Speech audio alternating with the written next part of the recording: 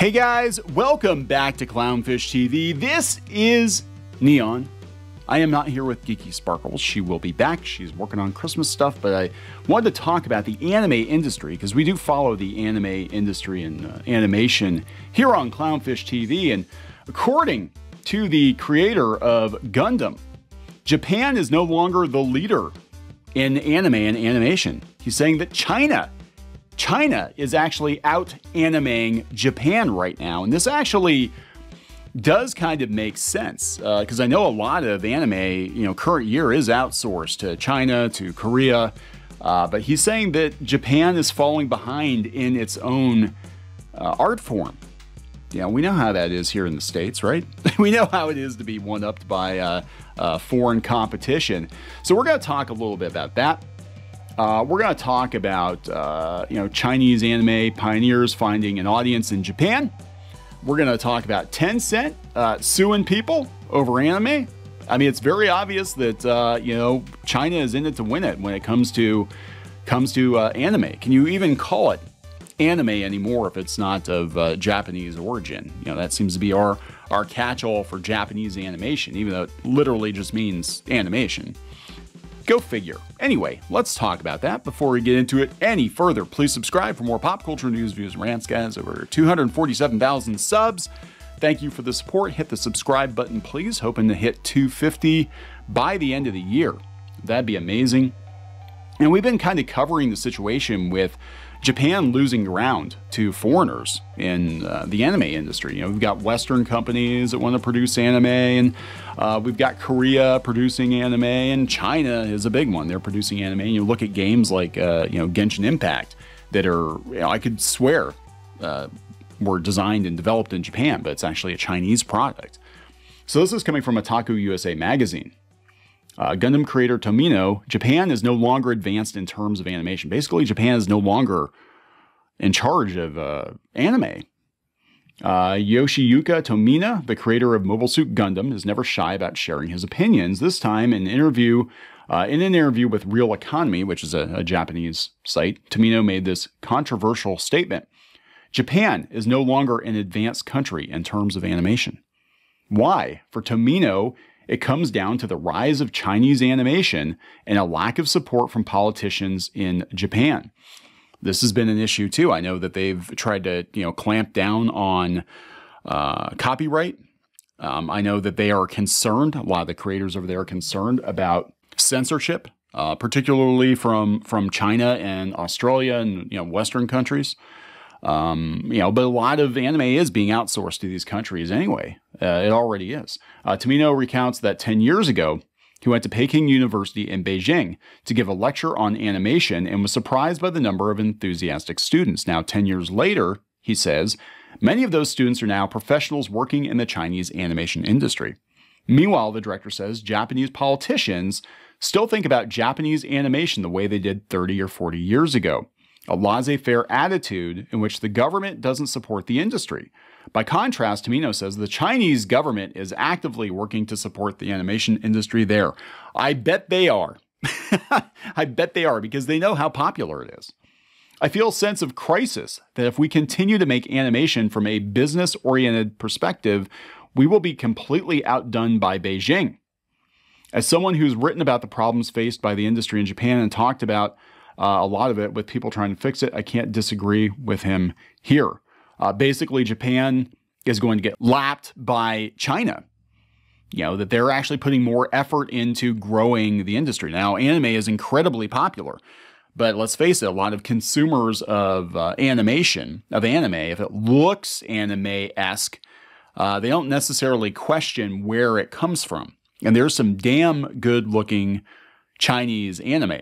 I'll be honest. Other countries doing anime. I think there was one I saw people put on my radar from the Middle East that's actually very, very good. So other countries are producing anime. Then here in the States, we get, X-Arm and High Guardian Spice. Go figure. Crunchyroll puts that stuff out.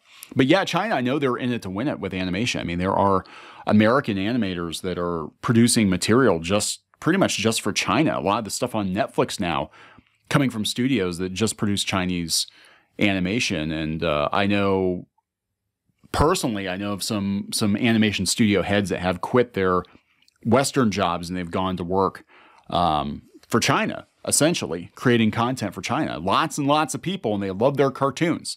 I mean, Disney can squeak cartoons into China. They can sneak them in much, much easier than they can live action, especially with current year politics. This is Chinese online anime pioneer finding new audience in Japan. So the co-founder of the U17 platform blazes a path for China's animated films. So in Tokyo, a key figure in the rise of China's online animation industry is making a name for himself in Japan as well. So Japan's watching Chinese anime too, with a movie distribution company bringing content from his home country to meet growing demand in the homeland of anime. Japan is the world's third largest film market, so I thought it was a fitting place for a new challenge, says Dong Jiling, I think. His decision to set up Face White in Tokyo in 2019. The company's name is a literal translation of the characters and its Japanese name, which together mean interesting or funny. 7 Japanese entertainment companies, including the venerable anime producer Studio Pierrot, participated in a 110 million yen, that's $971,000 investment in Face White, signaling that Japanese businesses are jumping on board an emerging Chinese content boom. So Japanese studios are investing in Chinese animation studios, and Chinese animators are setting up shop in Japan. So everything is coming from China at this point, or is going to, I think. Dong in 2009 co-founded the U17 platform, which adapted the popular 100,000 Bad Jokes comic serialized on the site into an online animated series in 2012. In contrast to the common perception of Chinese content as political, this was a lighthearted comedy that attracted young viewers, carving out a path for other Chinese online anime to follow. With this success came what Dong calls differences of opinion with major shareholders other than the co-founders. He sold his stake in the company and came to Japan in 2017. He's Chinese. He came to Japan in 2017 as a founding member and head of Japanese operations of another Chinese anime studio. He established Face White in 2019 while still serving in that role. Sounds like cultural appropriation, Face White.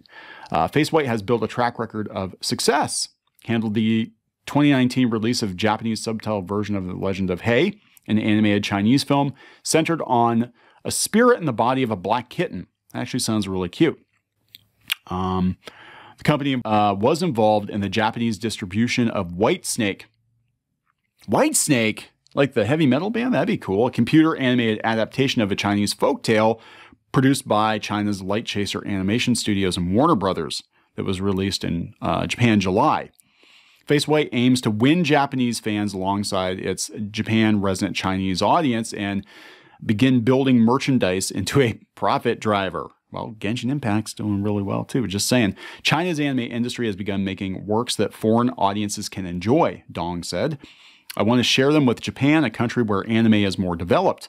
Exported Chinese content is often dismissed as propaganda, boosting the CCP.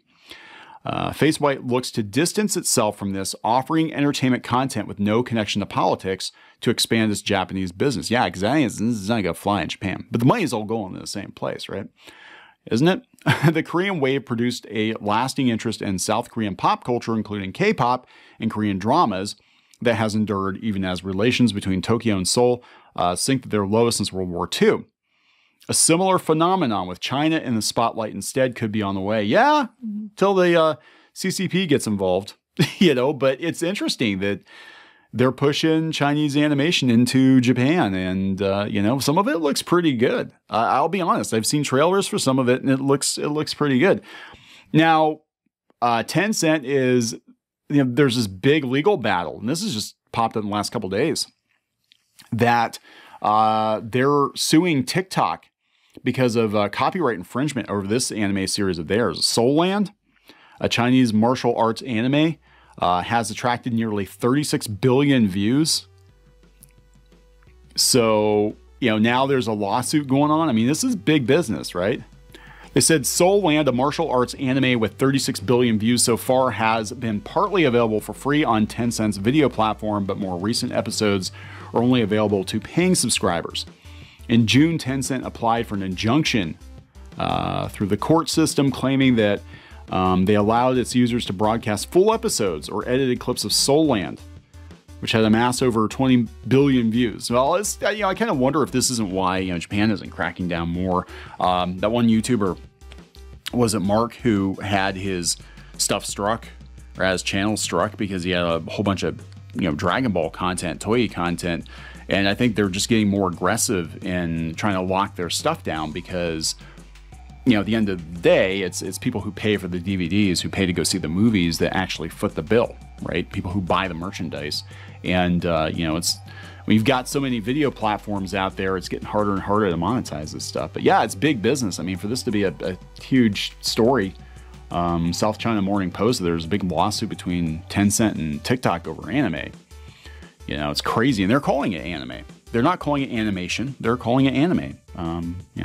Pretty much the same as Japanese. So I don't know, guys. What do you think? China's gonna take over anime, right? That's apparently what's gonna happen. I think so. I'll be honest. They've got the resources and the money to do it. And hey, they took over Hollywood, right? I don't know. Gonna wrap it up. Please subscribe for more pop culture news, views, and rants, guys. We'll talk later.